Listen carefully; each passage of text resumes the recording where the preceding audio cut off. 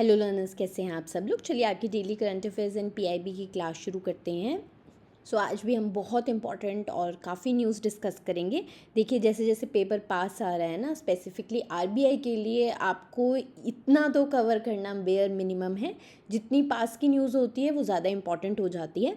And अगर आप और बैंक एग्ज़ाम्स की तैयारी कर रहे हो तो आप हेडिंग्स देख लिया करो, मेन न्यूज़ देख लिया करो।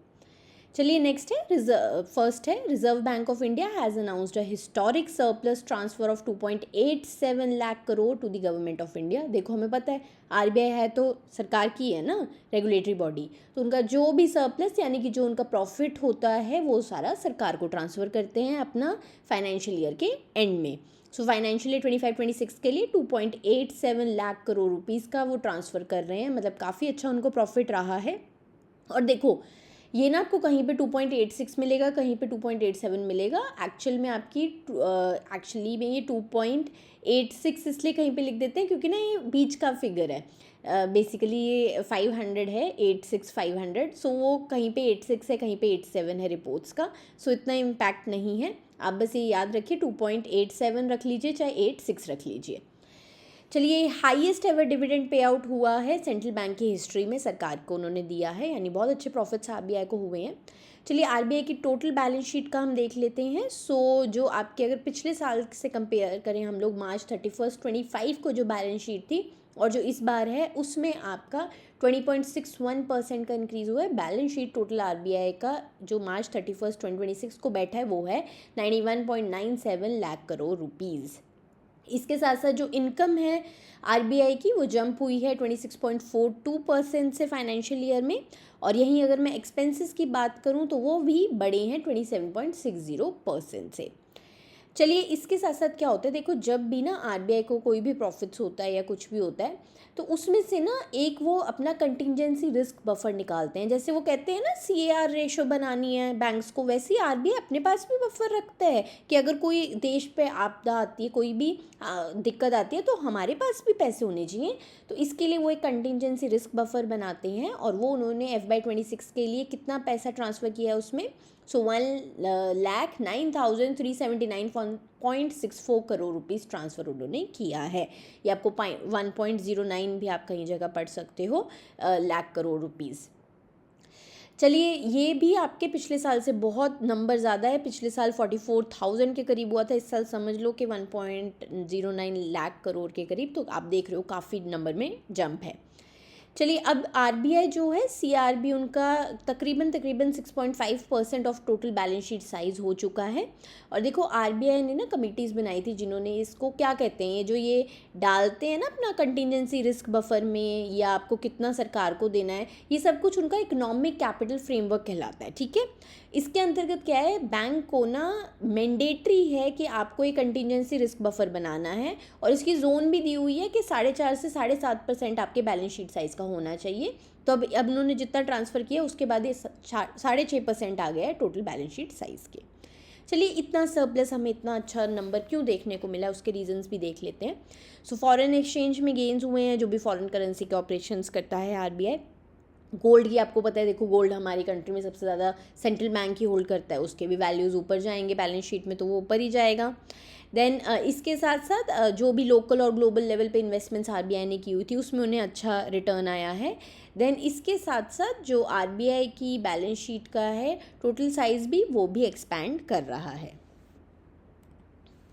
चलिए और कुछ इंपॉर्टेंट पॉइंट्स हैं आपके लिए ज़्यादा जानने ज़रूरी हैं। एक तो याद रखना ये जो आपका आरबीआई ट्रांसफ़र करता है, इन्होंने जैसे बफर में डाल दिया और उसके बाद जो पैसा बचा हुआ होता है जो डिविडेंड के रूप में सेंट्रल गवर्नमेंट को देता है, ये किसके अंतर्गत होता है, ये आपका सेक्शन 47 है आरबीआई एक्ट 1934 का, उसके अंतर्गत उन्हें ये देना होता है। तो उसमें लिखा हुआ है कि आप अपने प्रॉफिट्स में से डाउटफुल डेट्स का पैसा, कोई भी डेप्रिसिएशन है, कोई भी आपको बैंकिंग रिजर्व बनाना है वो साइड में रखो और बाकी जो भी बचता है वो डिविडेंड के रूप में सरकार को चला जाता है। और इवन की सरकार जो ये ट्रांसफर्स होते हैं ना, इसको भी अपने यूनियन बजट में लेके चलता है क्योंकि सरकार के लिए तो कमाई है ना, रेवेन्यू है ना ये। चलिए इसके साथ साथ देखिए जो सरप्लस ट्रांसफ़र्स हैं इसमें आप देखोगे कि काफ़ी, अगर हम लास्ट टिकेट की पूरी बात करें ना, आपके चेंजेस आ रहे हैं। सो देखो दो ना बहुत इंपॉर्टेंट कमेटीज़ हैं, आपने सुनी भी होंगी आरबीआई की। मालेगाम कमेटी 2013 में बनी थी और उसके बाद बिमल जलन कमेटी 2019। बिमल जलन कमेटी तो बहुत इंपॉर्टेंट है क्योंकि जो हम इकोनॉमिक कैपिटल फ्रेमवर्क सारा देख रहे हैं ना, वो फाइनली इसी कमेटी ने डिसाइड करके बताया था कि आपको कितना एलोकेट करना है। इसके साथ साथ आपका देखिए ये क्यों एलोकेट होता है, जो हमने देखा 1.09 लाख करोड़ रुपीज़ जो आपका सीआरबी बनाया है। सो इससे क्या होता है, आपका financial system remains well protected against sudden market volatility और इकोनॉमिक शॉक्स। मतलब आरबीआई कहता है मैं बैंकों को ही नहीं कहता, मैं खुद भी, क्योंकि जब पहले खुद करेंगे तभी तो दूसरों को बोल पाएंगे ना, जो हम खुद भी कहते हैं। तो सेम आरबीआई कहता है कि मैं दूसरों को तो तब बोल पाऊँगा बैंक्स को जब मैं खुद करूँगा। चलिए इसके साथ साथ आपका देखिए अमाउंट हम देख रहे हैं काफ़ी बड़ा है, लेकिन ना यूनियन बजट में जो नंबर था ना वो इससे भी ज़्यादा था जो उन्होंने मान के चले थे एक्सपेक्टेशंस में। सो स्टिल देखो कहीं ना कहीं सरकार का सपोर्ट ही है, सरकार के लिए इनकम ही है। अच्छा, एक और इम्पॉर्टेंट पॉइंट याद रखना कि लॉ है स्पेसिफिकली कि आरबीआई की जो भी इनकम होती है ना उस पर कोई भी इनकम टैक्स नहीं लगता है, उनको टैक्स इम्यूनिटी मिली हुई है। नेक्स्ट है RBI records $53.1 billion net forex sales in financial year 26 to counter depreciation. So RBI ने अभी नंबर्स निकाले हैं कि टोटल ना उन्होंने जो फॉरेन एक्सचेंज का किया है, बेचा है आपके इंटरनेशनल मार्केट्स में, नेशनल मार्केट्स में, वो टोटल $53.1 बिलियन किया है फाइनेंशियल ईयर 25-26 में। सो इसका अगर मैं कंपैरिजन करूं फाइनेंशियल ईयर 25 यानी उसके पिछले साल से, सो ये $12 बिलियन का इंक्रीज़ है, काफ़ी मैसिव इंक्रीज़ है। चलिए पहले ना समझ लेते हैं डेप्रिसिएशन काउंटर करने के लिए किया गया है तो वो होता क्या है। वैसे तो अगर आप कोर्स के स्टूडेंट्स हो आपको बिल्कुल कॉन्सेप्ट अभी तक पता होंगे। डेप्रिसिएशन क्या होता है कि आपकी ना जो हमारी कंट्री की करेंसी है, क्या है, आईएनआर है ना, उसकी वैल्यू गिर जाती है एज अगेंस्ट यूएस डॉलर ही। वैसे तो मेजर करेंसीज के अगेंस्ट होते हैं पर हमारे, आपको पता है वर्ल्ड में यूएस डॉलर ही सबसे स्ट्रांग माना जाता है। तो उसके अगेंस्ट जब भी हमारे आईएनआर की वैल्यू फॉल करती है आपके ओपन मार्केट में, क्योंकि हमें पता है देखो हम लोग ओपन मार्केट में चलते हैं, हमारा फ्लेक्सिबल एक्सचेंज रेट सिस्टम है, मतलब मार्केट में जितनी भी डिमांड सप्लाई होगी उसके बेस पे हम डिसाइड करेंगे हमारे आईएनआर की वैल्यू क्या है। तो जब वो गिरती है तो उसमें क्या होता है, डेप्रिसिएशन कहलाता है। चलिए अब क्या होता है, जब भी रुपये डेप्रिशिएट होगा क्या हो जाएगा, मुझे अब अगर मेरे को $1 में, पहले मैं 90 रुपये होती थी, अब मानो वही 94 रुपीज़ हो चुका है। अब मैं कुछ भी बाहर से खरीदूंगी, इंपोर्ट करूंगी तो वो मेरे लिए महंगा हो जाएगा। और जो मेरे एक्सपोर्ट्स होते हैं पर उनको बेनिफिट हो जाता है क्योंकि वो क्या होते हैं, वो दूसरी कंट्री में जाके अब सस्ते हो जाएंगे। तो यहाँ पर क्या होता है, डेप्रिसिएशन का एक्सपोर्ट सेक्टर को टेक्निकली फ़ायदा होता है, इंपोर्ट को नुकसान होता है। चलिए डेप्रिसिएशन इंडियन रुपी का क्यों हो रहा था, सबसे पहला पॉइंट तो देखो पता होगा, अब तक तो रटा होना चाहिए, क्रूड ऑयल प्राइसेस। आपको पता है कि $100 से जा चुके हैं आगे, और हमने रिपोर्ट भी की थी, अगर आपको पिछली 1-2 क्लासेस याद हैं, कि आपका ये माना जा रहा है कि एवरेज भी अगर पूरे साल का रहेगा तो 95 के आसपास ये जाएगा। सो $100 तो आपको पता ही है कि अभी जब ये पूरा चल रहा है क्राइसिस तो वहाँ तक तो पहुँच चुका है। अब इसकी वजह से क्या है, आपके जो यूएस फेड रिज़र्व है ना वो भी इंटरेस्ट रेट अपने हाइक कर रहा है। हमने वो भी पढ़ा था है ना कि उन्होंने अपने मेंटेन किए हैं हाई रेट ऑफ इंटरेस्ट ही, वो उसको नीचे नहीं ला रहे हैं। अब इन सब चीज़ों की वजह से मिलके हमारा जो है वीकन हो रहा है रुपी, क्योंकि ऑब्वियसली इसमें क्या है कि जब आपको महंगा पड़ रहा है, एक तो ऑयल महंगा पड़ रहा है, आपको आपका इंपोर्ट बिल बढ़ रहा है, सेकंड ऑफ ऑल जब यूएस का जो रिज़र्व है वो बेटर रेट्स देगा तो क्या होगा, इंडिया से सारा एफपीआई का पैसा देख नहीं रहे हो तुम लोग कितना यहाँ से उठ के जा रहा है वापसी, क्यों जा रहा है, वो इसीलिए जा रहा है जो मेजर आपके हैं ना, तो बड़ी बड़ी इन्वेस्टमेंट कंपनीज होती हैं, देखो वर्ल्ड की ब्लैक रॉक हो सकता है आपने नाम सुना, और भी बहुत बड़ी बड़ी होती हैं। ये क्या होता है ना, पैसा अपना उस इकोनॉमी में लगाना चाहते हैं जहाँ रिटर्न अच्छे हों। ये तो देखते रहते हैं, अच्छा आज यहाँ रिटर्न अच्छा नहीं है, उठा लो यहाँ से पैसा, तो ये उठा के लेके जा रहे हैं, क्योंकि जब इनको अपने यूएस में होम कंट्री में अच्छा मिलेगा पैसा तो क्यों ये यूएसडी को पहले करते रहेंगे शिफ्ट आईएनआर में, फिर उसका इनको फॉरेन एक्सचेंज का भी वो होगा नुकसान, तो इसलिए कहते हैं ठीक है हम यूएसडी में ही कमाते हैं, तो ये पैसा उठा के यूएस लेके जा रहे हैं या और अपनी जो अच्छी इकोनॉमीज़ है वहाँ लेके जा रहे हैं, और ये यहाँ से हमारे पैसा जाता है। जब जाएगा तो क्या होगा, आईएनआर की सप्लाई बढ़ जाएगी, है ना। मैंने पढ़ाया ही सारा कॉन्सेप्ट में पढ़ा चुकी हूँ, लेकिन फिर भी चलो मैं हमेशा रिवाइज करा देती हूँ। आईएनआर की आपकी वैल्यू जो होती है वो सप्लाई बढ़ जाती है और यूएसडी की डिमांड बढ़ जाती है। किसी की डिमांड जब अच्छी होती है तो क्या होता है, वो उसकी वैल्यू बढ़ जाती है, और किसी की सप्लाई जब ज़्यादा होती है तो उसकी वैल्यू घट जाती है, और यही हमारे रुपये के साथ हो रहा है। इसके साथ साथ सेकंड वही पॉइंट आ गया कि जो हमारे फॉरेन इंस्टीट्यूशनल इन्वेस्टर्स हैं उन्होंने तकरीबन 2026 में 2 लाख करोड़ से ज़्यादा का पैसा निकाल लिया है। इसके साथ साथ आपका देखिए इम्पोर्ट बिल हमारा इतना बढ़ चुका है, 25-26 में $72 बिलियन के करीब था ये। और आपके इवन की आउटवर्ड रेमिटेंसेस जो लिबरलाइज रेमिटेंस स्कीम है उसके अंतर्गत वो भी आपके $15 बिलियन के रहे हैं FY26 में। चलिए अब हम देख लेते हैं कि आरबीआई ने क्या क्या मेजर्स लिए। कि देखो अब आरबीआई ऐसे तो है नहीं हाथ पे हाथ रख के बैठे रहेंगे, अब ऐसा हो रहा है तो उन्होंने देखो मेजर्स लिए। उन्होंने आपके लिक्विडिटी इंजेक्ट की है। हमने अभी पढ़ा था ना कि $5 बिलियन का आपके यूएसडी आईएनआर स्वैप एग्रीमेंट हुआ है, अभी हमने पढ़ा था 2-3 दिन पहले आपकी क्लासेस में। सो वो कर रहे हैं, उससे क्या होगा, आपकी आईएनआर इंजेक्ट हो जाएगा डोमेस्टिक मार्केट में, और उससे आपका फॉरेन एक्सचेंज रेट स्टेबल हो जाता है।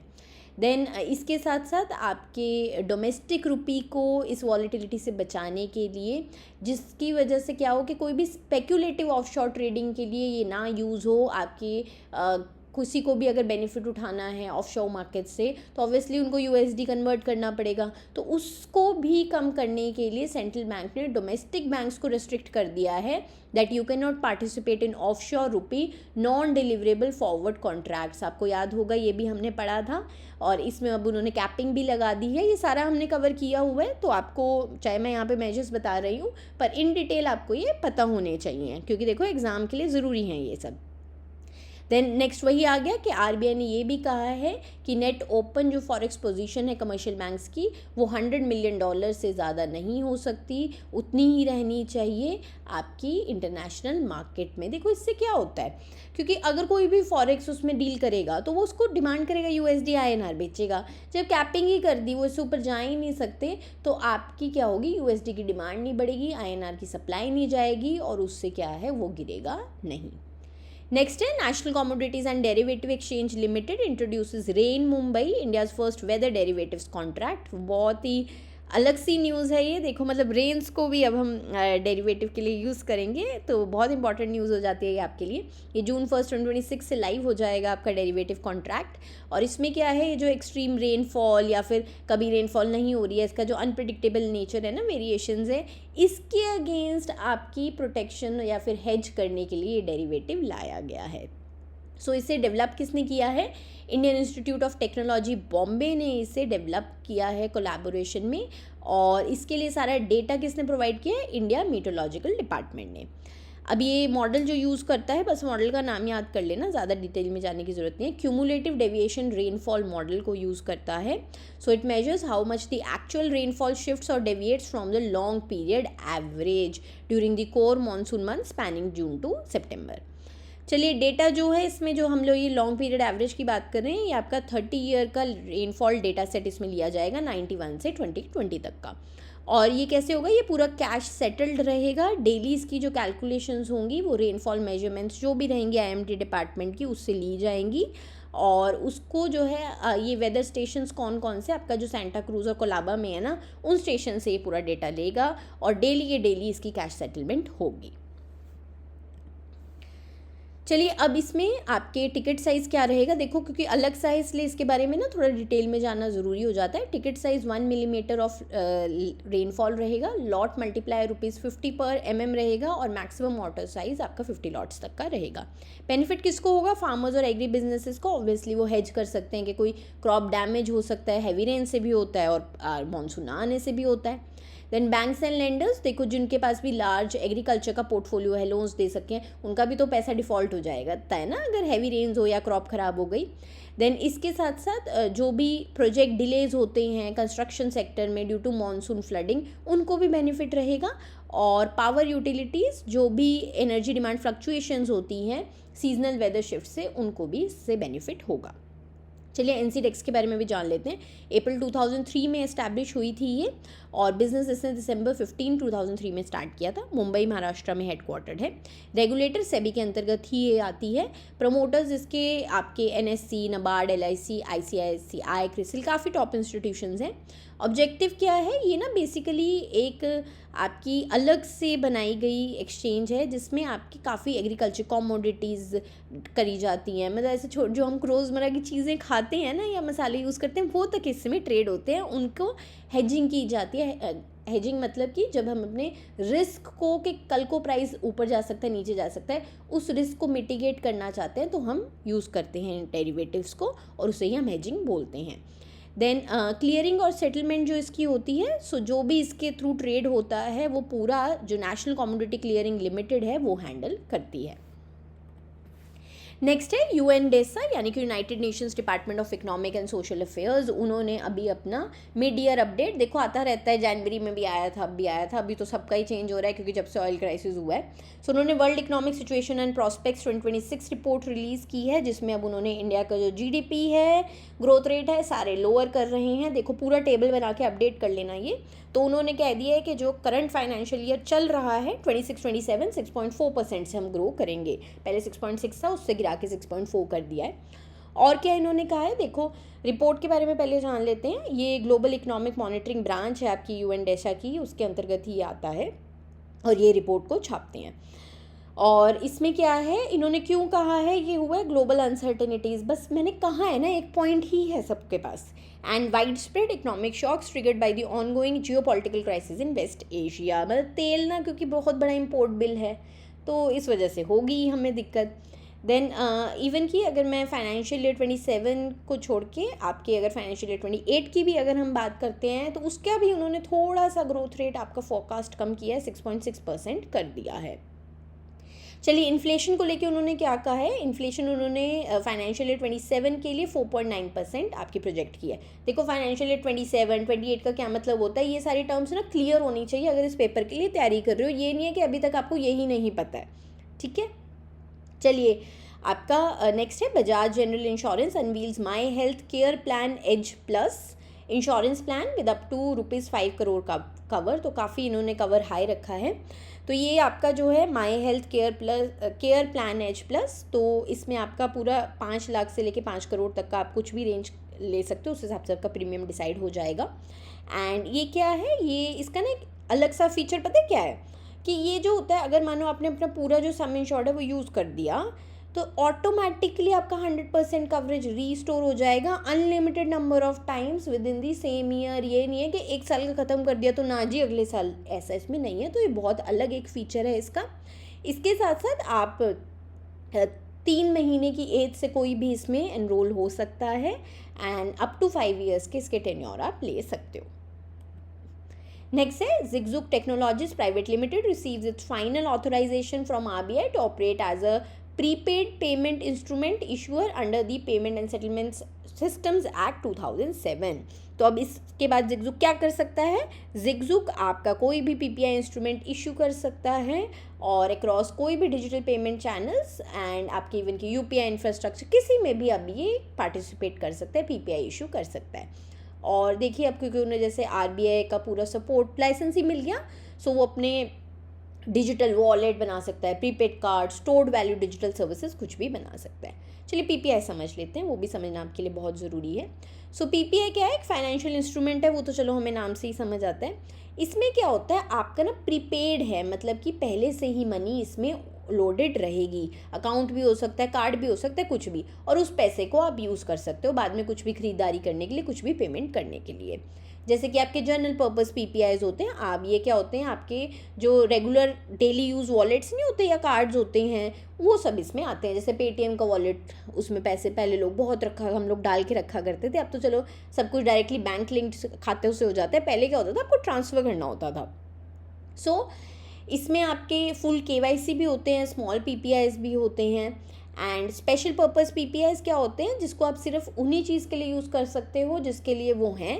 जैसे कि गिफ्ट PPIs, जिसमें आपके वाउचर्स या गिफ्ट कार्ड्स आप कभी किसी को देते होगे ना, अगर आप अमेज़ॉन का मानो देते हो, उसमें प्री लोडेड मनी होती है कि इतना आप खर्च लो, लेकिन वहीं यूज़ कर सकते हो जहाँ पे वो ऑलरेडी कहा गया है। ट्रांजिट PPI जैसे मेट्रो कार्ड्स होते हैं वो भी क्या है, PPI ही तो हैं, पैसा ही तो लोड होता है उसमें। Then cross border travel PPIs भी इवन कि आपके होते हैं जो इंडियन फॉरेन नेशनल्स या NRIs यूज़ करते हैं, मानो अगर उन्हें इंडिया में कुछ भी पेमेंट करनी है। नेक्स्ट है RBI has officially approved reappointment of Sandeep Bakhshi ji as the managing director and CEO of ICICI bank for an additional 2-year term. तो देखो बैंक ने ना जनवरी में इनको कर दिया था इनकी टर्म एक्सटेंड, लेकिन उसके बाद RBI का अप्रूवल लेना ज़रूरी है, वो इन्हें अब मिला है। तो अब ये October 3, 2028 तक MD और CEO रहेंगे आपके ICICI बैंक के। नेक्स्ट है AIIB यानी कि Asian Infrastructure Investment Bank launches $10 billion emergency facility to counter Middle East conflict shocks. देखो एक तो AIIB याद रखा करो, अमाउंट ज़रूर याद रखा करो, पूछ लेते हैं पेपर में, और एक कब एस्टैब्लिश हुआ इनका थोड़ा स्टैटिक इन्फो। चलिए, इन्होंने बेसिकली एनर्जी, फूड सिक्योरिटी और इकोनॉमिक रेजिलियंस फैसिलिटी लॉन्च की है, क्योंकि मिडिल ईस्ट का आप जानते हो कि क्या हाल चल रहा है इस टाइम। चलिए AIIB के बारे में थोड़ा जान लेते हैं। जो AIIB है ना, ये एक मल्टीलेटरल डेवलपमेंट बैंक है, यानी बहुत सारी कंट्रीज़, मल्टीलेटरल इसका मतलब ये होता है जब बहुत सारी कंट्रीज़ मिलकर किसी इंस्टीट्यूट को बनाती हैं। सो ये बीजिंग चाइना में हेडक्वार्टर्ड है। इनका ऑब्जेक्टिव क्या है कि जो भी इनके मेंबर्स हैं उनको हेल्प करना, इंफ्रास्ट्रक्चर डेवलपमेंट में, रीजनल कनेक्टिविटी में और इकोनॉमिक ग्रोथ पूरे एशिया में लेकर आना। और अभी इनके 111 अप्रूव्ड मेंबर कंट्रीज़ हैं वर्ल्ड वाइड। चलिए इंडिया की पोजीशन देख लेते हैं। सो इंडिया इनका काफ़ी पुराना मेंबर है, शुरू में ही ज्वाइन हो गया था, तो एक तरह से फाउंडिंग मेंबर ही आप बोल सकते हैं। सेकंड लार्जेस्ट शेयर होल्डर भी हैं हम बैंक के। फर्स्ट तो ओबियसली चाइना जहाँ हेडक्वार्टर है वो रहेगा, सेकंड हम हैं। इसके साथ साथ एक बात याद रखना, सेकंड लार्जेस्ट शेयर होल्डर तो हैं, पर लार्जेस्ट बोरोअर ऑफ फंड्स भी हैं, जैसे ADB में भी हम ये बात जानते हैं। नेक्स्ट है DPIIT releases guidelines for implementation of 33,660 crore Bhavya scheme. तो आपके DPIIT जो मिनिस्ट्री ऑफ कॉमर्स के इंडस्ट्री के अंतर्गत है, उन्होंने पूरी, देखो स्कीम तो पहले कैबिनेट अप्रूव कर देती है, उसके बाद उसकी गाइडलाइंस आते हैं, मोर और लेस वही होता है जो स्कीम में पहले बोला गया होता है। तो भव्य स्कीम, हम इसके बारे में पहले क्लासेस में किया हुआ है हमने। सो भारत औद्योगिक विकास योजना इसका फुल फॉर्म है, और ये आपकी जो स्कीम है बेसिकली इसमें पूरा इंडस्ट्रियल सेक्टर के ओवरऑल के ऊपर है, और बहुत इंपॉर्टेंट स्कीम हो जाती है आपके लिए। इसमें पूरे 100 investment ready plug and play industrial parks हमें बनाने हैं। सो इसमें आपका जो फाइनेंशियल कितना आउटले है 33,660 करोड़ रुपीज़ का, 6 साल के लिए स्कीम रहेगी, 26-27 से 31-32। इंपॉर्टेंट है, ये सब याद रखा करो स्कीम के बारे में। फर्स्ट फेज़ में 50 इंडस्ट्रियल पार्क्स बनाए जाएंगे, टोटल तो 100 बनाने हैं।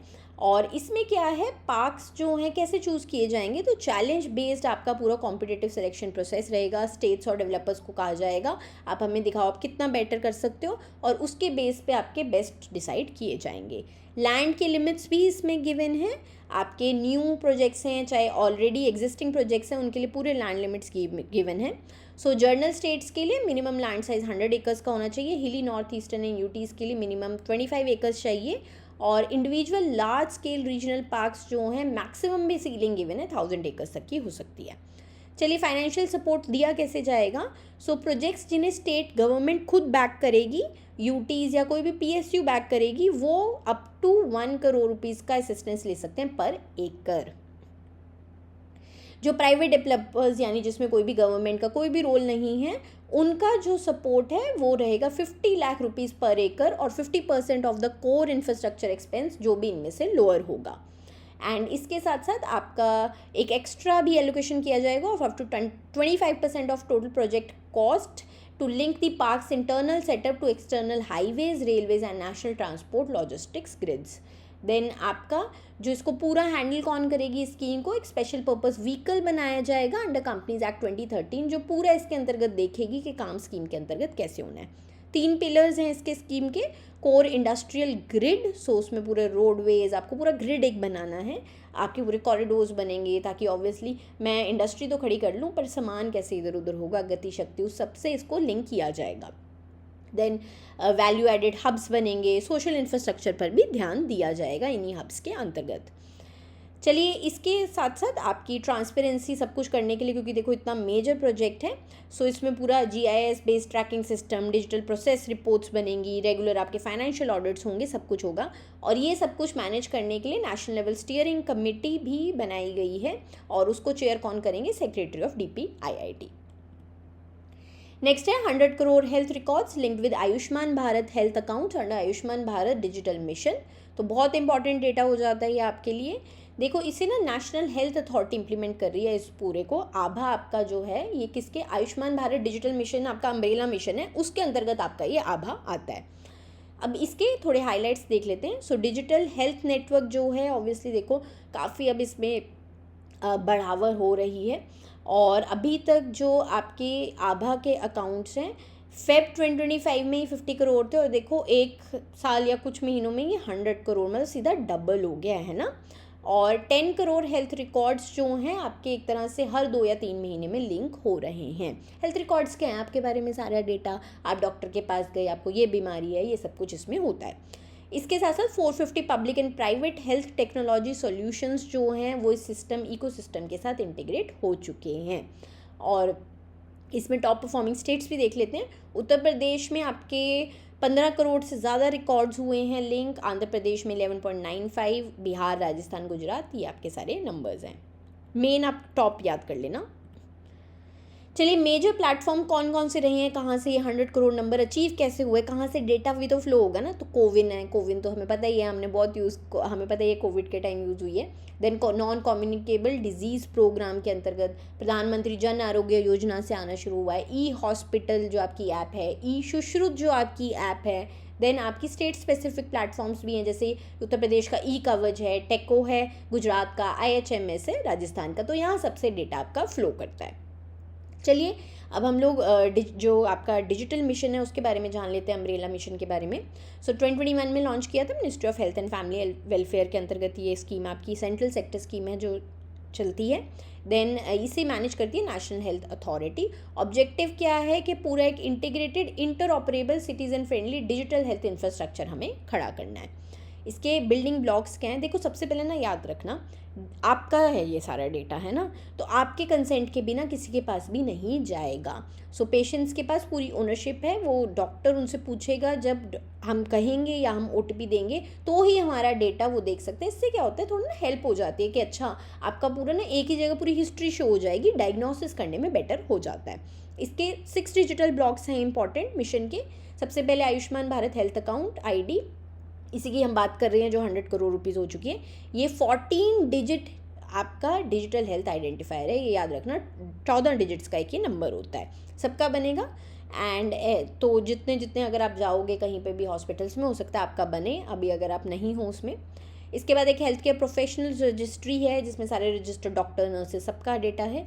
हेल्थ फैसिलिटी रजिस्ट्री है जिसमें सारी मेडिकल फैसिलिटीज़, हॉस्पिटल्स, इनका पूरा डेटा रहता है।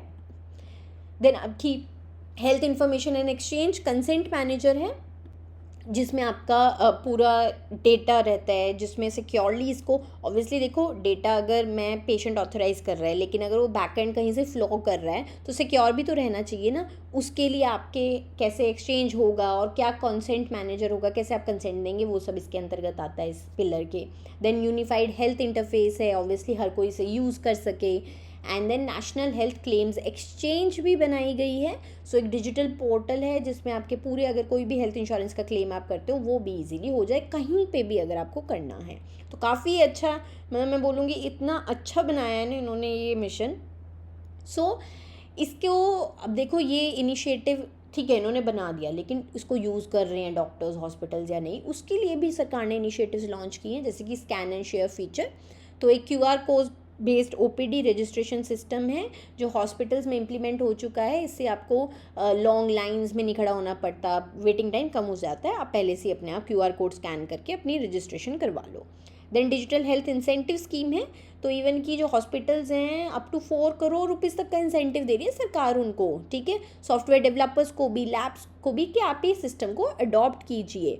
देन इसके साथ साथ आपका माइक्रोसाइट प्रोजेक्ट भी लॉन्च किया गया है जिसमें क्या होता है कि आपके क्लस्टर बेस्ड रीजनल नेटवर्क्स बनाए गए हैं जिसमें आपकी इसको सबको ड्राइव किया जा रहा है। टेक एडॉप्शन आपके छोटी छोटी साइट्स में छोटे छोटे प्राइवेट हेल्थ केयर प्रोवाइडर्स को भी कहा जा रहा है कि आप इसे यूज़ कीजिए।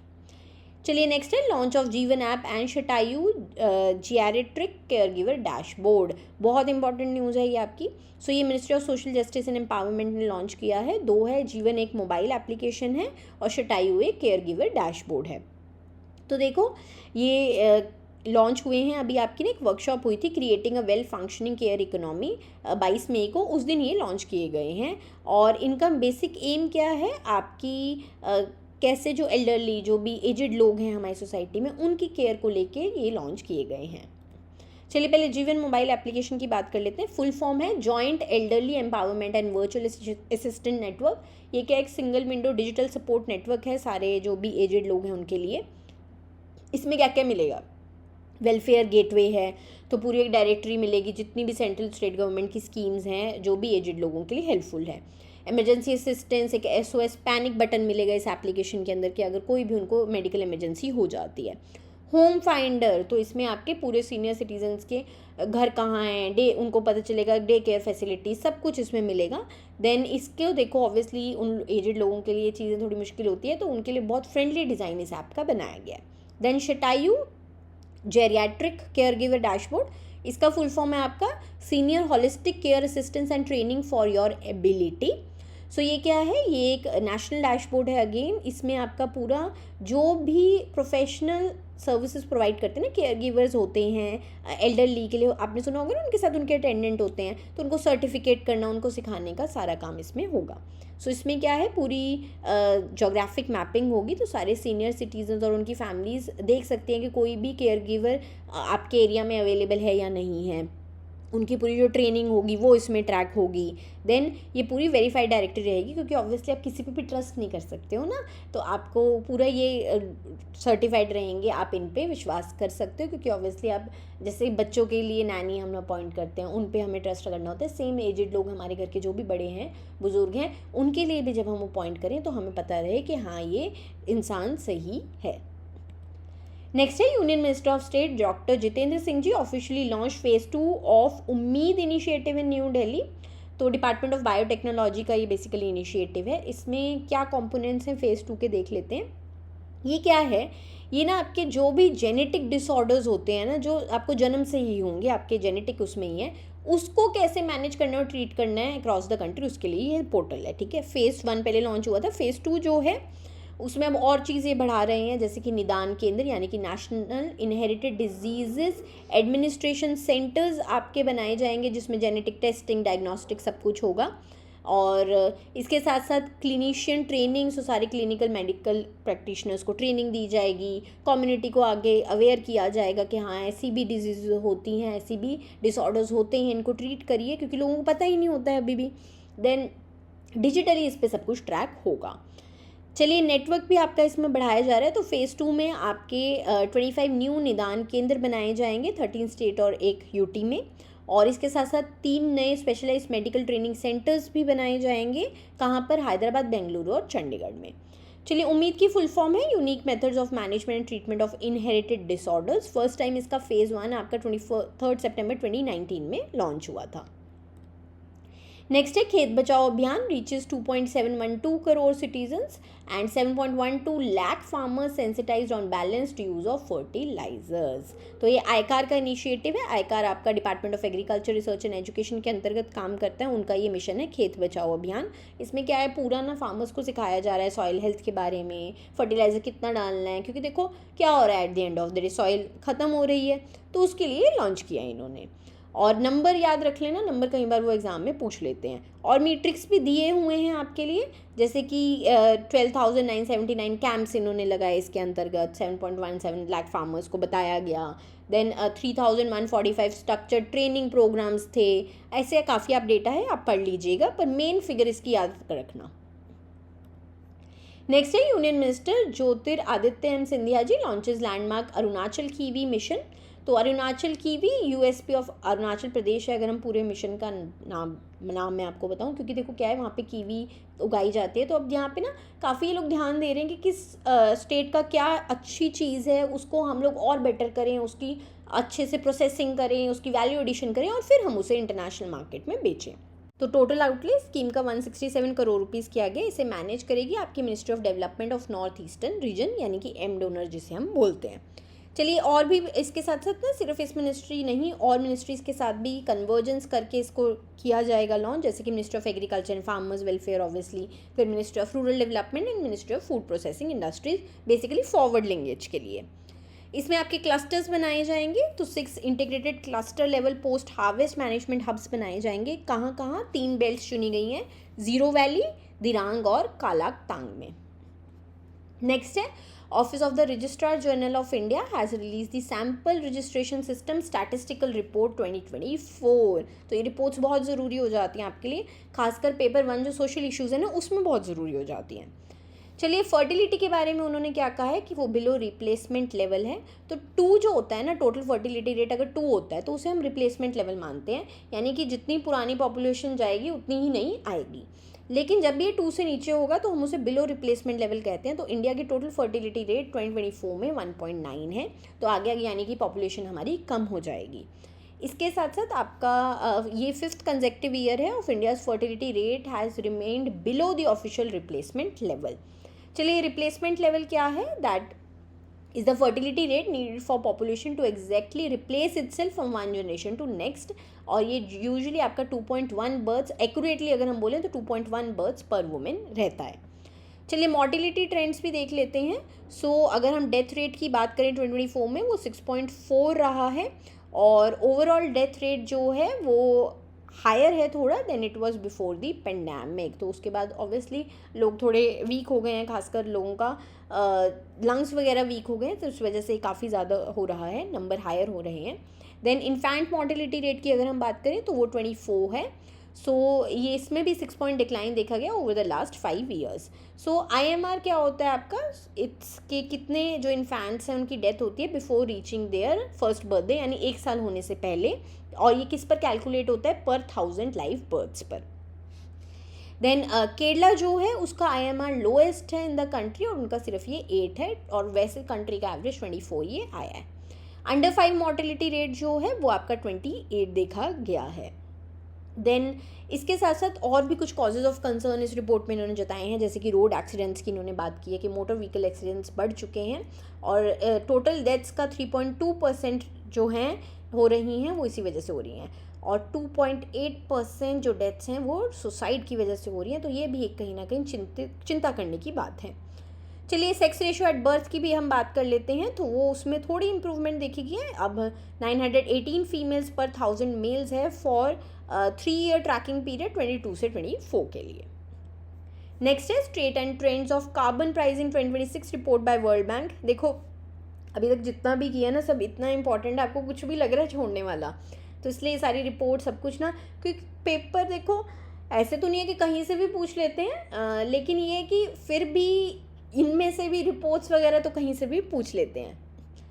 चलिए इंडिया जो है ऑब्वियसली उन्होंने काफ़ी अच्छा परफॉर्म किया। अगर हम लोग ग्लोबल कार्बन मार्केट की बात करें, देखो उसमें क्या होता है, अपना जो कार्बन एमिशंस होती है, अब हर कंट्री को हमें पता है ना टारगेट दिया हुआ है पेरिस एग्रीमेंट के अंदर कि आपको इतना कम करना है, इतना कम करना है। अब देखो कोई कंट्री उतना नहीं कर पाएगी और कोई कंट्री हो सकता है उससे ज़्यादा करेगी, है ना। तो क्या होता है, जो कंट्री ज़्यादा करती है ना, उन्होंने जितना ज़्यादा किया है उसे वो इंटरनेशनल मार्केट में बेच सकती है जिस कंट्री ने कम किया है उससे। तो इसे कार्बन ऑफसेटिंग बेसिकली कहते हैं। अब इसमें क्या है, आपकी जो रिपोर्ट आई है उसमें इंडिया ने काफ़ी अच्छा परफॉर्म किया है। सो अगर मैं ग्लोबल लेवल पर बात करूँ तो government carbon pricing policies now monitor and cover 29% of global green house gas emissions. So this trajectory is projected to encompass nearly 1/3 of all global emissions by the year 2030. And इसके साथ साथ आपकी international carbon taxes and emission trading system जो है उसने भी आपके generate किया more than $107 billion revenue over the course of 2025। तो इसी के थ्रू आपकी ये कार्बन ट्रेडिंग होती है, तो इन्होंने भी काफ़ी अच्छा रिवेन्यू आपका जनरेट किया है। चलिए इंडिया स्पेसिफिक भी बात कर लेते हैं। पहले ये है क्या है, कार्बन क्रेडिट ट्रेडिंग स्कीम। तो ये 2026 में लॉन्च हुई थी, और इसमें क्या है, आपका जो भी ग्रीन हाउस गैस एमिशन है उसका ट्रेड किया जाता है। सो इसमें आपके जो भी हैवी इंडस्ट्रीज़ होती है उनको कहा जाता है। सो गवर्नमेंट ने ना हैवी इंडस्ट्रीज़ के लिए पूरा एक एमिशन रखा हुआ है। तो मतलब देखो इंटरनेशनल लेवल पे तो है ही है, लेकिन इन्होंने नेशनल लेवल पे कर दिया। इन्होंने कहा है कि हैवी इंडस्ट्रीज जिनसे बहुत पॉल्यूशन होता है उन आपके लिए ये है कि एमिशन आपने इससे ज़्यादा नहीं करना, और जो भी इंडस्ट्रीज़ इससे बेटर परफॉर्म करती है अपने टारगेट से और एमिशन कट करती हैं उनको कार्बन क्रेडिट सर्टिफिकेट सरकार की तरफ से दिए जाते हैं, और फिर वो अंडर परफॉर्मिंग फर्म्स को ये बेचती है। तो समझ गए, ये एक तरह से नेशनल लेवल पर भी चल रहा है।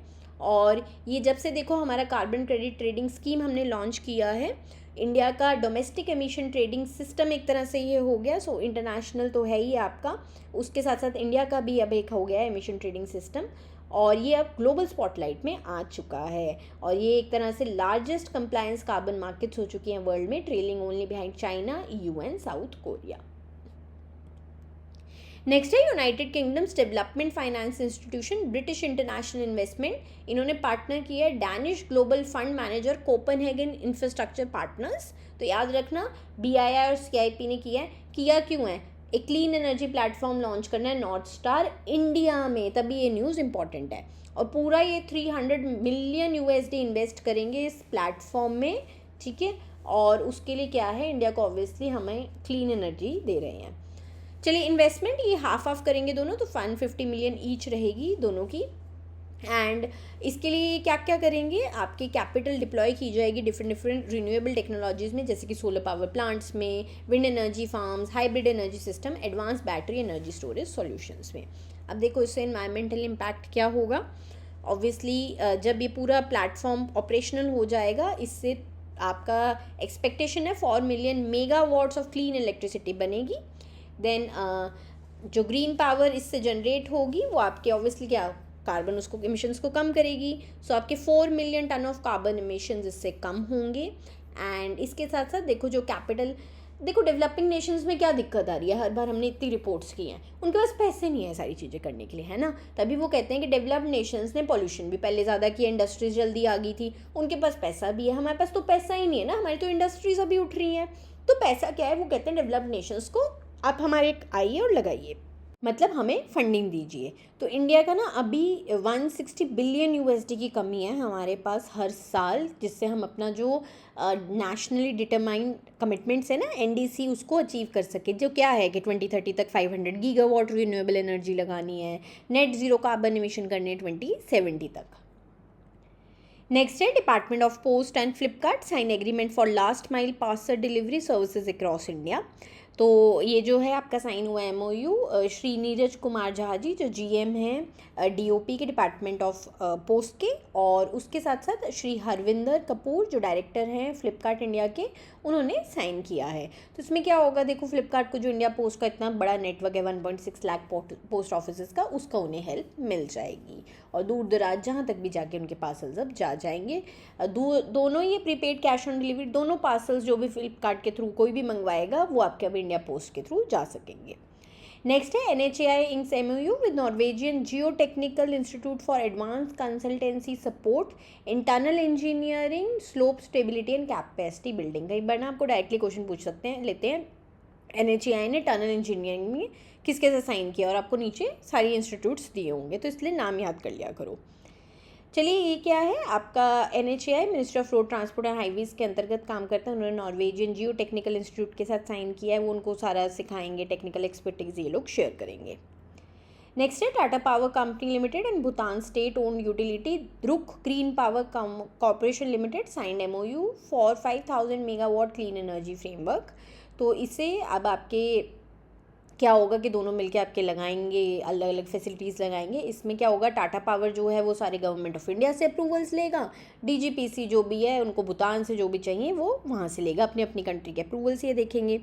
इसमें क्या होगा, Tata power skill development institute जो है वो सारे ट्रेनिंग प्रोग्राम्स करेगा, क्योंकि ह्यूमन रिसोर्स डेवलप ट्रेनिंग भी तो ज़रूरी है ना, ऐसे कोई भी आप अगर लगाते हो क्लीन एनर्जी के बड़े बड़े प्लांट्स। एंड इसके साथ साथ जो आपका टाटा पावर टेक्निकल है वो क्या करेगा, आपका TPCL वो प्रोवाइड करेगा, इवन आपके core technical expertise, physical training infrastructure, पूरा कोर्स मटेरियल सब कुछ ये प्रोवाइड करेगा। भूटान क्या करेगा, वो फुल ओनरशिप लेगा ऑफ ट्रेनिंग मोबिलाइजेशन, सो वो सिलेक्शन, एनरोलमेंट, ऑन ग्राउंड उनकी डिप्लॉयमेंट करना भूटान में, वो सब उनकी ड्यूटी रहेगी। नेक्स्ट है India and Ethiopia sign bilateral accession protocol for Ethiopia's WTO membership in Geneva. तो देखो ये जो प्रोटोकॉल है ये आपका साइन हुआ है, इसमें क्या है कि इथोपिया जो है ना वो मेंबर बनना चाहता है WTO का। अब इसमें क्या है, एग्रीमेंट देख लेते हैं। तो एग्रीमेंट हमारे minister of commerce and industry जो थे उनके अंतर्गत ये पूरा कंक्लूड हुआ है, श्री पीयूष गोयल जी। अब इसमें क्या है, इंडिया जो कह रहा है ना कि हम छात्र हैं तुम्हारे, उन्होंने इथोपिया को कहा है कि हम चाहते हैं कि आप WTO के मेंबर बन जाओ। सो क्या है basically, developing economies and least developed जो कंट्रीज़ हैं उनको WTO में लेने का पूरा इंडिया कह रहा है कि आपको उनको भी लेना चाहिए। सो इंडिया के हिसाब से अगर हम इन नेशंस को भी ग्लोबल वैल्यू चेन्स में लेकर आते हैं, WTO क्या है, एक वर्ल्ड लेवल का एक ट्रेडिंग ऑर्गेनाइजेशन है। सो अगर लेकर आते हैं तो उससे आपकी एक पूरी बैलेंस्ड इकोनॉमी बनेगी वर्ल्ड लेवल पर।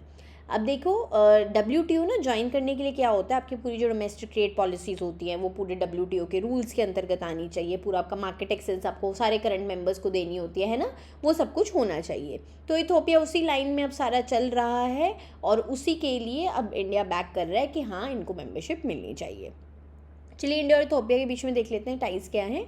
सो इंडिया जो है वो इथोपिया का सेकेंड लार्जेस्ट ट्रेडिंग पार्टनर है और एक बहुत, देखिए इंडियन कॉरपोरेशंस जो हैं वो बहुत इन्वेस्ट भी करती हैं आपकी इस कंट्री में।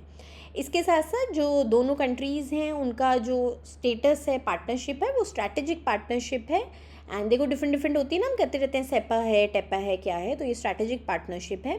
इसके साथ साथ फ्यूचर में ऑब्वियसली देखो अगर वो WTO के रिक्वायरमेंट सारी फुलफ़िल कर देते हैं तो इससे क्या होगा कि बहुत सारे पाथवेज दोनों कंट्री के बीच में ओपन हो जाएंगे। नेक्स्ट है India Cyprus ties elevated during president Nikos Christodoulides state visit. तो वो अभी इंडिया आए हुए थे तो उस टाइम आपके देखो MOUs वगैरह काफ़ी कुछ साइन होती हैं। अभी तो इतनी कंट्रीज़ के साथ, मतलब ये महीना तो इतना कुछ हमने पढ़ लिया है ना। चलिए इनके साथ भी हम अब स्ट्रैटेजिक पार्टनरशिप पे आ चुके हैं। ये ज़रूर याद रखना कि किस कंट्री के साथ किस लेवल पे हम खड़े हैं। चलिए 5 ईयर का पूरा डिफेंस कॉपरेशन रोड मैप भी इन्होंने साइन किया है सिप्रस के साथ। और इवन की सिप्रस ने इंडिया का जो इंडो पैसिफिक ओशन इनिशिएटिव है वो भी ज्वाइन कर लिया। इससे पहले एक और कंट्री ने किया था, वो भी याद होना चाहिए, मैं बताऊंगी नहीं, आपको याद होना चाहिए। नहीं याद है पूरा, यानी कि रिवीजन नहीं कर रहे हो। चलिए MOUs देख लेते हैं। ये बस एक रीडिंग कर लिया करो कि MOUs क्या हैं। सो काउंटर टेररिज्म पे जॉइंट वर्किंग ग्रुप बनाएंगे। एंड देन आपके Sushma Swaraj institute of foreign service और जो सिप्रस का डिप्लोमेटिक एकेडमी ऑफ सिप्रस है उनके बीच भी साइन हुआ है म्यूचुअल ट्रेनिंग्स के लिए।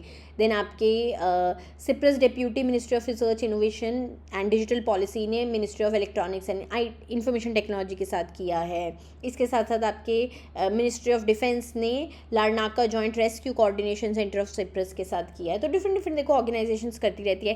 एकेडमिक लेवल पे भी साइन हुआ है। देन कल्चरल कॉपरेशन एग्रीमेंट भी 26 से 30 के लिए साइन हुआ है। इसके साथ साथ आपकी स्ट्रैटेजिक, अब हमारी जो पार्टनरशिप है वो स्ट्रैटेजिक पार्टनरशिप हो गई है सिप्रस के साथ। देन आपका डिफेंस का हमने देख लिया है कि कॉपरेशन पूरा आपका 26 से 31 तक का फ्रेमवर्क साइन हुआ है। एक साइबर सिक्योरिटी डायलॉग भी दोनों कंट्रीज़ के बीच में लॉन्च हुआ है। एंड इसके साथ साथ एक dialogue for citizens cross border mobility भी होगा। और सिप्रस ने इंडो पैसिफिक ओशंस इनिशिएटिव को ज्वाइन कर लिया है। देन इंडिया ने एक भारत हेल्थ इनिशिएटिव फॉर सहयोग हित एंड मैत्री क्यूब जो है, भीष्म क्यूब, अभी पीछे भी आपने देखा था। ये क्या होता है, ये ना पूरी ना अगर कोई भी इमरजेंसी हो ना तो एकदम से एक तरह से मेकशिफ्ट हॉस्पिटल है, एकदम से बन जाता है। तो वो भी गिफ्ट की है सिप्रस को। एंड इवन की इंडिया सिप्रस स्पेस डे भी 18 मई से मनाया जाएगा, 2026 इन्होंने अनाउंस किया है। एंड इसके साथ साथ सिप्रस ट्रेड सेंटर भी मुंबई में खोला जाएगा। नेक्स्ट है Saudi Arabia has officially become a member of International Big Cat Alliance as 26 member nation. देखो एक तो इंटरनेशनल बिग कैट अलायंस, एक आपका इंटरनेशनल सोलर अलायंस हो गया, एक हमें इंडो पैसिफिक इनिशिएटिव देखा। ये ज़रूरी है क्योंकि ये ना सारे इंडिया लेड इनिशिएटिव्स हैं। चलो IBCA क्या है आपका, हमारे प्रधानमंत्री जी ने जुलाई 2019 में सबसे पहले ग्लोबल टाइगर डे सेलिब्रेशन थी, उस टाइम प्रपोज किया था कि ऐसा कुछ होना चाहिए। ठीक है, कि ग्लोबल जो भी आपकी कंट्रीज़ हैं जहाँ पे भी बिग कैट्स की कोई भी स्पीशीज़ पाई जाती है, हमें साथ में आके इनकी पोचिंग को रोकना है, इनकी पॉपुलेशन को बचाना है, हैबिटेट को बचाना है। तो उसके बाद उन्होंने IBCA बनाया और ये अलायंस आपका ऑफिशियली 2023 में फाइनली लॉन्च हुआ। न्यू दिल्ली में हेडक्वार्टर्ड है और अभी तक इसके 26 मेंबर कंट्रीज़ और 5 ऑब्जर्वर नेशंस हो चुके हैं। लेटेस्ट आपका सऊदी अरेबिया इसका 26 नेशन हुआ है। देन 7 स्पीशीज़ कौन कौन सी है जो इसके अंतर्गत जिन पर ध्यान दिया गया है, tiger, lion, leopard, snow leopard, cheetah, jaguar and पुमा।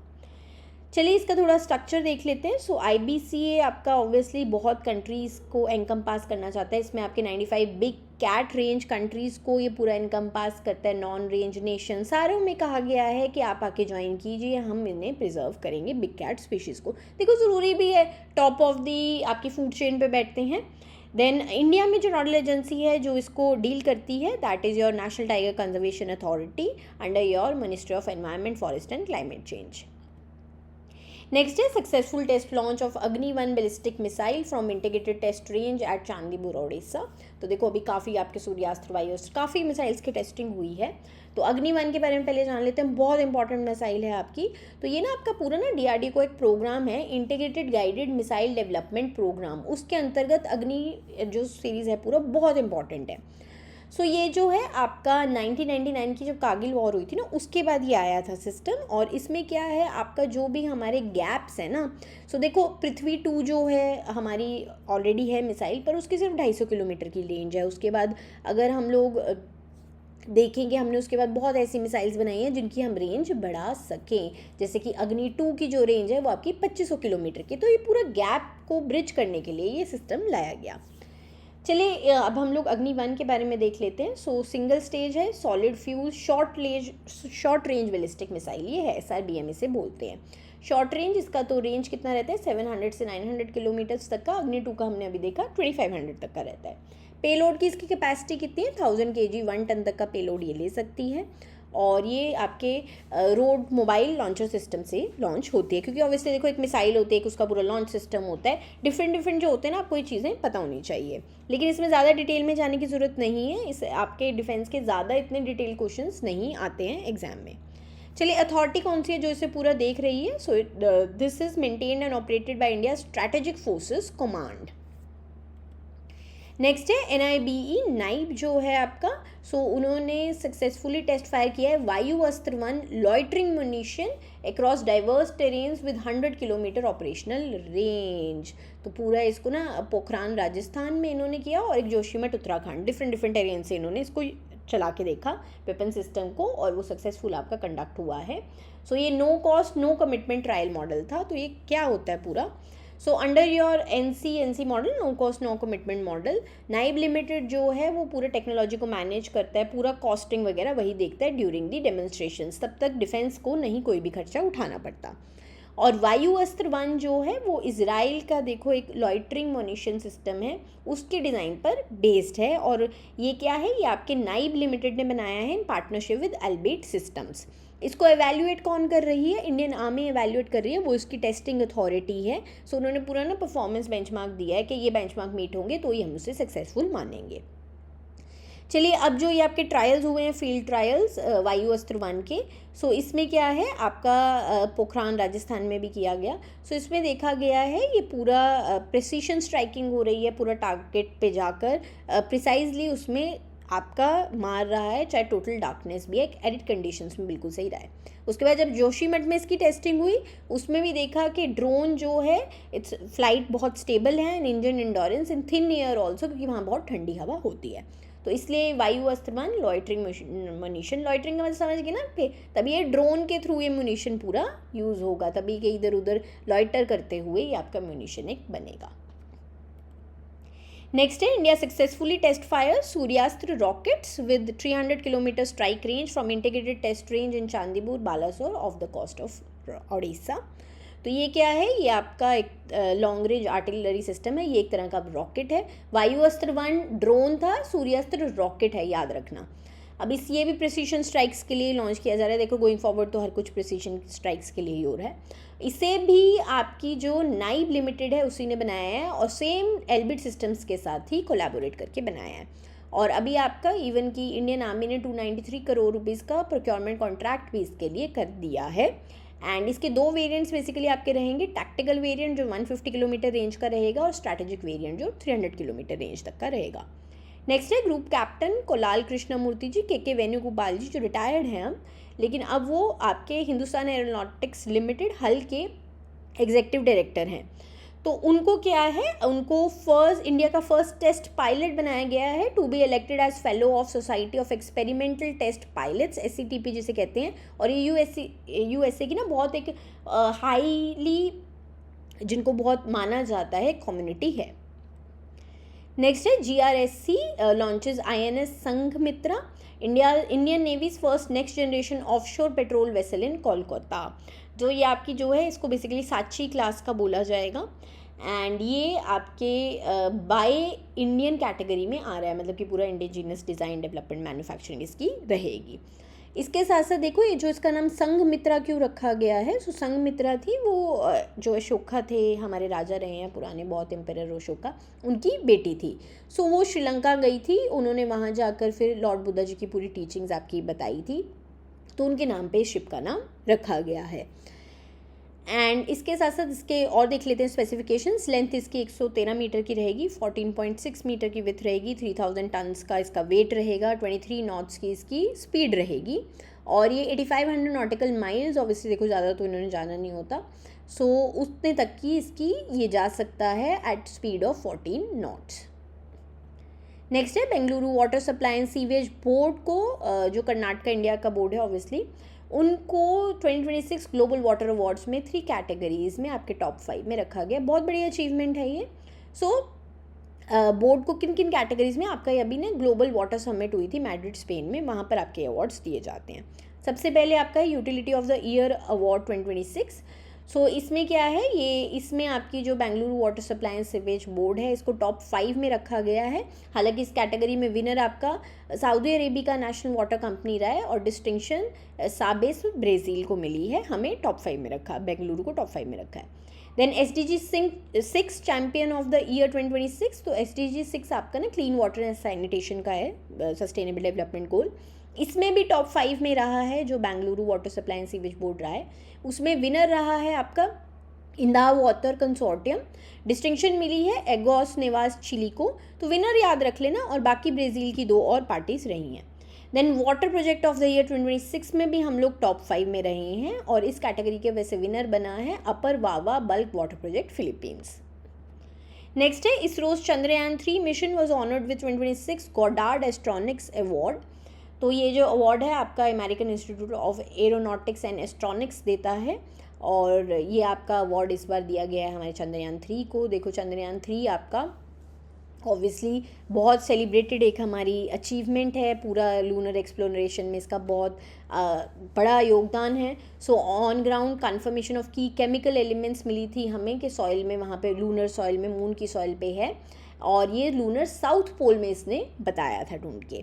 देन इसकी जो है देखो सॉफ्ट लैंडिंग करवाई गई थी, और इंडिया जो है 4th कंट्री बनी थी हिस्ट्री में to successfully land a spacecraft on the moon. तो इससे पहले आपके सोवियत ने, नासा और चाइना ने ये किया हुआ है। देन साउथ पोल क्यों इतना ज़रूरी है, क्योंकि देखो जो लूनर साउथ पोल है ना, उसमें ये माना जाता है कि शायद वहाँ पे पानी मिल सकता है, तो इसलिए उसकी जो स्टडी है वो बहुत इंपॉर्टेंट हो जाती है। नेक्स्ट है एशियन प्रोडक्टिविटी ऑर्गेनाइजेशन अवार्ड्स 2026। तो अभी हमने देखो पिछली क्लास में पढ़ा था, ये आपके पूरी हो रही है इसकी मीटिंग, तो उसके अवार्ड्स देख लेते हैं अब जो डिस्ट्रीब्यूट हुए हैं। नेशनल अवार्ड फॉर प्रोडक्टिविटी जो है APO national award for productivity advocates, वो मिला है अशोक पंजवानी जी को, जो डायरेक्टर हैं आपके Bell Infrastructure Limited Bharuch Gujarat में जो है। Then APO national award for productivity technical expert वो बाकुल लिम्बासिया जी को मिला है, जो डायरेक्टर हैं और Bhatwari technologies private limited Gujarat में ही। देन इसके साथ साथ जो हमारी नेशनल प्रोडक्टिविटी काउंसिल है उन्होंने भी स्पेशल रिकॉग्निशन अवार्ड्स दिए हैं। एक दिया है विदुषी मित्तल जी को राजस्थान से, अंशुल मल्होत्रा जी हिमाचल प्रदेश, और अखंड प्रताप सिंह जी उत्तर प्रदेश से। नेक्स्ट है IIT Kanpur director Manindra Agrawal ji and doctor Soumya Swaminathan ji elected fellows of Royal Society. तो एक ये लंदन की सोसाइटी होती है और बहुत प्रेस्टिजियस सोसाइटी है, बड़े बड़े जो आपके रहे हैं ना साइंटिस्ट वो सब इसका पार्ट रहे हैं, न्यूटन जी सब थे।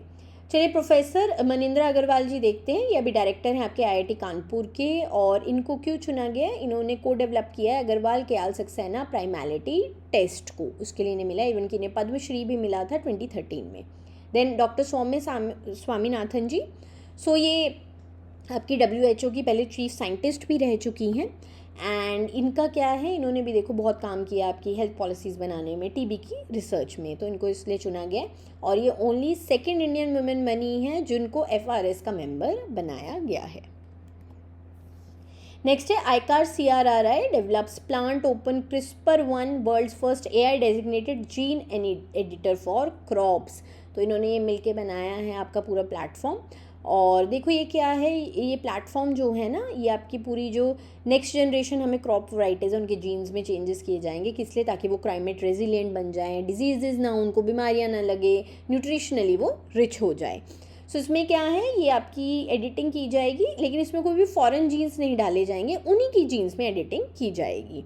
देखो इससे पहले जो भी आपके सिस्टम्स थे ना, उसमें क्या होता था कि आपके जो नेचुरल कुछ भी डीएनए होता था ना, उसको कट किया जाता था।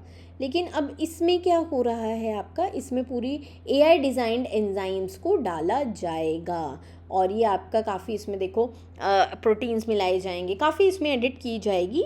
और उससे क्या होगा, जब एआई जनरेटेड ये लोग एंजाइम्स डालेंगे और नेचुरल उसको नहीं इतना छेड़ेंगे, तो बेनिफिशियल वो ज़्यादा क्रॉप रहेगी।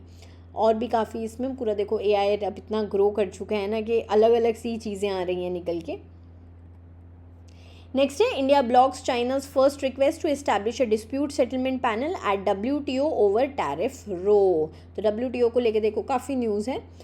सो चाइना क्या है, अब इसमें देखो चाइना ने ना एक ग्रीवेंस फाइल की है WTO में कि इंडिया के जो हमारे इम्पोर्ट्स पे हम टैरिफ्स लगाते हैं ना, ये अपनी हमारी जो कस्टम ड्यूटीज़ वगैरह लगती हैं, उससे क्या है कि ऑब्वियसली महंगा हो रहा है, चाइनीज़ प्रोडक्ट्स को मार्केट अच्छे से हमारी नहीं मिल पा रही है, तो उन्होंने WTO में रखा है अपना ग्रीवेंस।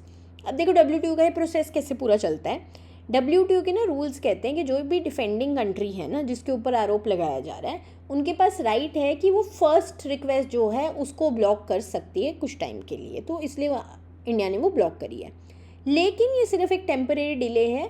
अगर अगली मीटिंग में जो भी WTO डिस्प्यूट सेटलमेंट बॉडी की होगी, दोबारा से वो पैनल ने बोला, दोबारा से अगर चाइना ने कहा, तो वो जो पैनल, देखो अब क्या होता है, कोई भी अगर ऐसे आरोप लगाता है, ग्रीवेंस करता है, तो एक पैनल बनाया जाता है, तो ऑटोमेटिकली नेक्स्ट मीटिंग में अगर चाइना कहता है तो वो पैनल एक एस्टैब्लिश किया जाएगा। एंड इसमें क्या होगा कि वो पैनल फिर पूरा देखेगा कि हाँ क्या वो टैरिफ्स हैं, क्या हो रहा है, unless every single member country present votes unanimously engaged it. तो अगर पूरा WTO के जो भी डिस्प्यूट सेटलमेंट बॉडी है उसमें सारे मेंबर्स अगर अगेंस्ट इट नहीं वोट करते हैं, तो फिर यूनानिमसली समझ हर किसी को करना पड़ेगा, एक ने भी नहीं किया तो ये पैनल बनेगा ही बनेगा। चलो देखते हैं WTO डिस्प्यूट सेटलमेंट बॉडी क्या है। ये एक तरह से WTO की आपकी जुडिशियल नाम है, ठीक है, कि आपके WTO के रूल्स कोई नहीं फॉलो कर रहा है, तो उसके लिए वहाँ आप केस जैसे दर्ज कर सकते हो। अब इसमें क्या है, आपके सारे WTO के मेंबर कंट्रीज इसका पार्ट होते हैं, मेंबर्स होते हैं। देन इनमें आपके WTO के जो भी डिस्प्यूट रेजोल्यूशन फ्रेमवर्क है वो इसके थ्रू आपका होता है, और इसमें जो आपके रूल्स होते हैं, डिस्प्यूट सेटलमेंट अंडरस्टैंडिंग जो भी है WTO की, वो फॉलो की जाती है। अब इसकी रिस्पॉन्सिबिलिटी क्या है इस बॉडी की। सो ये पूरा formal dispute settlement panel setup करते हैं, इन्वेस्टिगेट करने के लिए कोई वायलेशन तो नहीं हो रही है। देन लीगल रिपोर्ट्स आपके बनाते हैं, एंड पैनल्स जो भी बनाते हैं एपेलेट बॉडी, उसको ये अडॉप्ट करते हैं। एंड इवन कि अगर इनको लगता है कि नहीं गलत कर रहा है, कोई डिस्क्रिमिनेटरी प्रोसेस यूज़ कर रहा है, तो उस पर ट्रेड सैंक्शंस भी ये लोग लगा सकते हैं। चलिए करंटली देखो एक ना इशू है WTO का, तो याद रखना कि ना 2019 से WTO में कोई भी एपिलेट बॉडी ही नहीं है। मतलब मानो अगर इस बॉडी का नहीं डिसीजन पसंद आया इंडिया या चाइना को, तो कहाँ जाना है, कोई एपिलेट बॉडी नहीं है, वो कम्प्लीटली नॉन फंक्शनल पड़ी है। ये इशू बल्कि इंडिया बहुत बार WTO में उठा चुका है। So the court lacks the minimum quorum also required to hear cases because United States has consistently blocked the appointment of new international judges, and as a result countries can technically appeal panel rulings into a void, leaving many trade disputes without a final binding legal resolution। तो मानो अगर नहीं पसंद आया rule, India कह रहा ना panel का ठीक नहीं है, वो एपिलेट को करते रहे, एपिलेट कोई है ही नहीं, तो बस ये चलता जाएगा इन्फिनाइट तक। नेक्स्ट है United Nation General Assembly banks major ICJ, तो आपका इंटरनेशनल कोर्ट ऑफ जस्टिस ने एक एडवाइजरी ओपिनियन दिया ऑन एनवायरमेंटल ड्यूटीज़, और UNGA ने उसे अडॉप्ट किया है। तो देखो ये ना वनातू है, एक आइलैंड नेशन है बहुत छोटा सा, उन्होंने ये रेजोल्यूशन इंट्रोड्यूस किया यूनाइटेड नेशन जनरल असेंबली में, और इन्होंने कहा कि देखो जो छोटे छोटे आइलैंड नेशंस हैं ना, स्पेसिफिकली पैसिफिक में, वो उनका देखो उनका तो एग्जिस्टेंशियल क्राइसिस है, वो एनवायरनमेंट को हार्म भी नहीं कर रहे हैं, छोटे से तो हैं, लेकिन वो कह रहे हैं हम सबसे पहले डूब जाएंगे। सो फिर इसको आपके अडॉप्ट किया UNGA ने, तो 141 नेशंस ने फेवर में वोट किया इसके। 8 नेशंस ने अगेंस्ट किया और 28 नेशंस ने वोटिंग से एब्सटेन किया, उन्होंने कुछ भी वोट नहीं किया, जिसमें इंडिया भी एक पार्ट है। चलिए फ्रेमवर्क क्या कहता है, that all member states must actively avoid causing environmental damage, curb across border pollution and honour their carbon reduction pledges under the Paris agreement. और देखो जो UNGA के आपके सारे रेजोल्यूशंस हैं, इंटरनेशनल कोर्ट ऑफ जस्टिस के एडवाइजरी ओपिनियंस है, वो कोई लीगली बाइंडिंग नहीं होते, वो सिर्फ रेजोल्यूशंस वो लेते हैं बताने के लिए कि हाँ आप ये कीजिए। चलिए डेज आ गए अब आपके। वर्ल्ड मीटरोलॉजी डे मई 20 को हर साल मनाया जाता है। थीम है metrology, building trust in policy making. तो इसमें ये बताया जाता है मीटरोलॉजी जो है, देखो मीटरोलॉजी क्या है, सारा मेजरमेंट का लीटर में है कि कैसे कुछ भी मेजर हो रहा है, तो उस सब का रोल इस दिन में बताया जाता है। इसे इस्टेब्लिश किया था 1999 में International Committee for Weights and Measures ने, एंड सबसे पहली बार ये मई 20 को मनाया गया था। और इसी दिन आपका मीटर कन्वेंशन भी साइन हुआ है। इसके बाद आपका फाइनली नवंबर 2023 में कज़ाकिस्तान ने एक प्रपोज़ल रखा था और उस प्रपोज़ल के बेस पे यूनेस्को ने ऑफिशियली इसको प्रोक्लेम कर लिया था और उसने भी फिर मई 20 को एज वर्ल्ड मीटरोलॉजी डे बना दिया। देन है world day for cultural diversity for dialogue and development, मई 21 को मनाया जाता है। और ये क्या है, ये आपके पूरे जो पॉलिटिकल शिफ्ट इतना कुछ हो रहा है आजकल, तो वैसे बहुत ज़रूरी हो चुका है दिन कि हमें बातचीत करके इसको रिजॉल्व करना चाहिए। इसे UNGA ने इस्टेब्लिश किया था 2002 में, अडॉप्ट किया था, रेजोल्यूशन पास किया था 57/249 और उसके बाद आपने ये आपका स्थापित हो गया था। और इससे पहले क्या है, यूनेस्को ने 2001 में आपकी universal declaration on cultural diversity pass की थी, उसी को फॉरवर्ड करते हुए दिसंबर 2002 में UNGA ने किया। देन इसकी लीड एजेंसी इस दिन को पूरा देखने के लिए, प्रमोट करने के लिए यूनेस्को है। नेक्स्ट है नेशनल एंटी टेररिज्म डे, मई 21 को। ऑब्वियसली नेशनल है तो गवर्नमेंट ऑफ इंडिया ने बनाया था 1992 में, और इसको पूरा मिनिस्ट्री ऑफ होम अफेयर्स इसको कोऑर्डिनेट करती है इस दिन को। देखो इसका ना हिस्टोरिकल एक कैटलिस्ट है, क्योंकि ना मई 21 1991 को क्या हुआ था, हमारे प्रधानमंत्री राजीव गांधी जी हुआ करते थे, फॉर्मर PM, उनको असैसिनेट किया था। वो अपने इलेक्शन के लिए एक रैली में थे तो उनको तमिलनाडु में असैसिनेट किया था आपके लिबरेशन टाइगर्स ऑफ तमिल के लिंक्ड सुसाइड बम्बर ने। तो उसी के दिन में ये आपका बनाया था, उसी की मेमोरी में। एंड इस दिन बेसिकली यही कहा जाता है कि हमें एंटी वायलेंस करनी है, हमें नहीं इन चीज़ों में जाना है, आप बातचीत करिए। देन देखिए एक और बात यहाँ पे याद रखिए कि ग्लोबल टेररिज्म इंडेक्स जो आपका 2026 है ना, उसका 13th एडिशन हुआ है पब्लिश, और उसे पब्लिश किया Institute for Economics and Peace ने। उसमें पाकिस्तान आपका फर्स्ट रैंकिंग कंट्री है जो टेररिज्म से मोस्ट इम्पैक्टेड है, एंड इंडिया जो है वो 13th रैंक पे है। चलिए नेक्स्ट है International Day for Biological Diversity. So मई 22 को हर साल मनाया जाता है। थीम है इस साल का acting locally for global impact. इसमें आपका ऑब्वियसली बायोलॉजिकली पूरा बायोडाइवर्सिटी को कंजर्व करना, उसके बारे में बातचीत की जाती है, और इसे UNGA ने इस्टेब्लिश किया था ईयर 2000 में। फाइनली वाइस प्रेसिडेंट जो हमारे, उन्होंने एक बुक रिलीज़ की है, the library man of India, the story of PN Panikkar जी। इस बुक को लिखा है PP सत्यन जी ने, और ये पूरी एक तरह बायोग्राफी है और आपके पूरे PN पानीकर जी की, उनकी पूरी, कि वो कुतनाथ केरला में पैदा हुए थे, उनके पास पूरी उनकी क्या उन्होंने सोशल मूवमेंट्स कैसे लेके आए। और देखो उसके बाद ना उन्होंने एक रीडिंग रूम्स, ऑब्वियसली लाइब्रेरीज़ का पूरा कॉन्सेप्ट रखा था, तो उन्होंने सनातन धर्म लाइब्रेरी इनिशिएट की थी, और वो काफ़ी देखो बड़ा एक नेटवर्क बन गया था बाद में। एंड इसके साथ साथ एक बहुत इंपॉर्टेंट उनका स्लोगन भी रहता है, रीड एंड ग्रो।